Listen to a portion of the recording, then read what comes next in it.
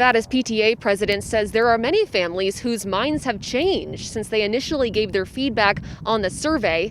Now, the district says they might not have a spot for those students. In an email Monday, CCSD said all elementary schools must adhere to all state directives on health and safety protocols, including limiting max capacity to 75% fire code in any room and 3 feet of social distancing between students. They said due to these regulations, there may be students who will need to remain in full-time distance education until a space becomes available in face-to-face instruction. They added parents who elected to do hybrid on the questionnaires will be given priority for returning to classrooms April 6th. But many parents are frustrated they can't change their decision they gave the district since it was months ago. We have somebody who's high risk in our family, and the choice we made in November isn't the same choice that we would make now. Specifically for 4th and 5th grade families, CCSD is using survey results that were taken in November. And Garcia points out that so much has changed since then. Obviously, now we're sitting in March and the vaccine has rolled out.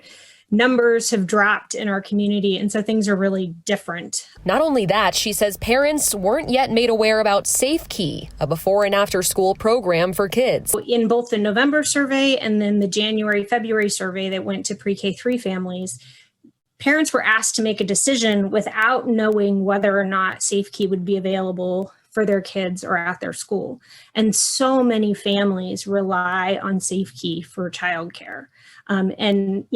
School times don't match up with work times in most cases. She says the fact that in-person learning would eventually be 5 days a week instead of 2 was also news to parents. But then once this rollout for April 6th came, we assumed there would be a new survey, and there wasn't. CCSD thanked parents for their patience as they, quote, continue to open our schools for students to promote healthy and safe learning environments, end quote. All CCSD elementary schools will continue to provide distance learning through the remainder of the semester.